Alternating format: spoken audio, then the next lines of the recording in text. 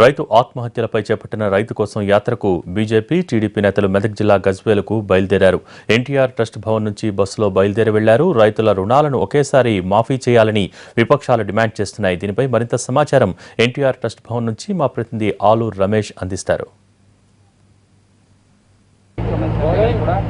రైతు ఆత్మహత్యలపై BJP TDP కలిసి పోరాటానికి సిద్ధమయ్యాయి. 4 రోజుల పాటు వరుసగా కార్యక్రమాలు తీసుకున్నారు. 10వ తారీఖు బంద్ ఇప్పటికే పిలుపునిచ్చినటువంటి నేపథ్యంలో దానికి ముందు వరుసగా రైతు ఆత్మహత్యల అంశంపై జిల్లాలకు వెళ్లి మరీ ఒక నిరసనలు, ధర్నాలు కార్యక్రమాలు చేపట్టాలని, ప్రభుత్వంపై ఒత్తిడి పెంచాలని 2 రాజకీయ పార్టీలు కూడా సిద్ధమయ్యాయి. అందులో భాగంగా ఈరోజు గజ్వేలు బస్సు యాత్ర చేపట్టి గజ్వేల్లో ధర్నా నిరసన కార్యక్రమానికి కూడా ఒక ప్రణాళిక సిద్ధం చేశారు. మొత్తం 4 రోజుల నిరసన కార్యక్రమాలతో తెలుగుదేశం పార్టీ కానీ బీజేపీ కానీ ఏం డిమాండ్ చేస్తున్నాయి, ప్రభుత్వంపై ఎటువంటి ఒత్తిడి తేవాలనుకుంటున్నాయని మనం టీడీపీ నేతలు, ఎమ్మెల్యేలు ఉన్నారు, వాళ్ళతో మాట్లాడదాం.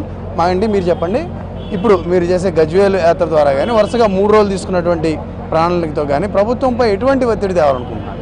మేము ప్రభుత్వంపై ఒత్తిడి ముందు నుంచే తీసుకొస్తున్నాం. ఇంతకుముందు సెక్షన్లో కూడా రైతుల గురించే మేము పోరాడాం. రైతుల గురించే మమ్మల్ని అసెంబ్లీ నుంచి బయటికి గంటలు నరికింది. ఆ రోజు కూడా మేము రైతులు ప్రతి ఇంటికి వెళ్ళి జిల్లాలు మొత్తం తెలంగాణలో తిరిగి ప్రతి చనిపోయిన రైతుకి 50,000 రూపాయలు నష్టపరిహారం మా పార్టీ తరఫు నుంచి దాదాపు ఆ రోజుల్లో కూడా 3 కోట్ల రూపాయలు రైతులకి నష్టపరిహారం చెల్లించాం మా పార్టీ తరఫు.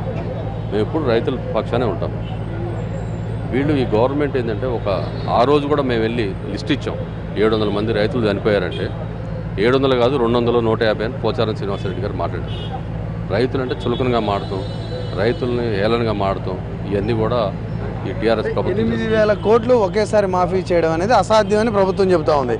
ఏ రాష్ట్ర ప్రభుత్వం చూసుకున్నా ఒకేసారి 8,000 కోట్లు ఇవ్వలేదు, ఆర్థిక పరిస్థితి సహకరించదనేది ముఖ్యమంత్రి ప్రభుత్వం మాట. దానికి ఎటువంటి సమాధానం ఇస్తారు మీరు? ఇప్పుడు ఇది తెలంగాణ ప్రభుత్వం భారతదేశంలో ధనిక రాష్ట్రం తెలంగాణ రాష్ట్రం.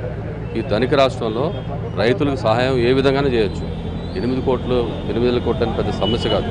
మరి ధనిక రాష్ట్రం అని చెప్పి సీఎం గారే పదే చెప్పుకున్నారు. చెప్పుకున్న తర్వాత ఎట్లా ఉండవు డబ్బులు రైతుల గురించి మాడితే ఈ విధంగా మాడతారు. మరి హైదరాబాద్ సిటీలో వాళ్ళ ఇన్ని 100 కోట్లు ట్యాక్స్ వసూలు చేసి వాళ్ళ రోడ్లు చూడండి ఎట్లా ఉన్నాయి, డ్రైనేజీలు చూడండి అస్తవ్యస్తంగా తయారైపోయినాయి. ట్యాక్స్ల మట్టుకు బలవంతంగా వసూలు చేశారు. కొంత బ్రీత్ ఇవ్వట్లేదు మీరు ప్రభుత్వానికి. ఇన్నేళ్ల పాటు ఉన్నటువంటి వివిధ పాలనలో రాష్ట్రం ఇలా తయారైంది, కొంత సమయాన్ని కూడా ప్రభుత్వానికి ఇవ్వట్లేదు ప్రతిపక్షాలు అనేది వాళ్ళ వాదన ఉంది. అదే పొరపాటు చేస్తున్నారు. రాష్ట్రం విడిపోయిన తర్వాత మిగులు బడ్జెట్తో ఇచ్చారు నీకు. ఇక్కడ మిగులు బడ్జెట్తో ఇచ్చిన తర్వాత ఇంకా బడ్జెట్ లేకపోవటం ఏంటి?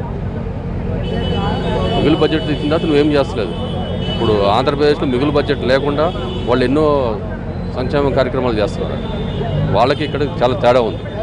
కనుక ఇప్పటికి మీరు రైతులకి 6 లక్షలు ఇస్తా అన్నారు. ఎంతమందికి ఇస్తారు అది ప్రకటించండి. ముందు మీరు రైతులకి ప్రకటించిన తర్వాత మీరు లెక్కలు తీయండి. అంతేగాని ప్రతిపక్షాలు 5 లక్షలు అడిగారు, మేము 6 లక్షలు ఇచ్చామని చెప్తారు. ఎంతమందికి ఇస్తారు చెప్పమని.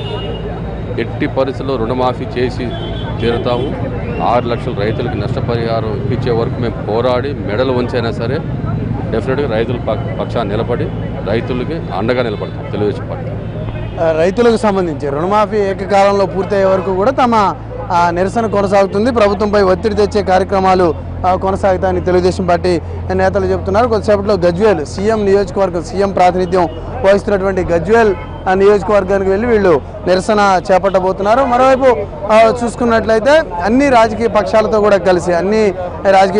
కలిసి ఈ ఉద్యమాన్ని తీవ్రతరం చేయాలి, ప్రభుత్వంపై ఒత్తిడి తేయాలి, నిరసన కార్యక్రమాల ద్వారా రైతులు పడుతున్నటువంటి ఇబ్బందులకు ఒక సమాధానాన్ని, ఒక పరిష్కారాన్ని చూపించాలనే ప్రయత్నాన్ని తెలుగుదేశం పార్టీ నేతలు చేస్తూ ఉన్నారు.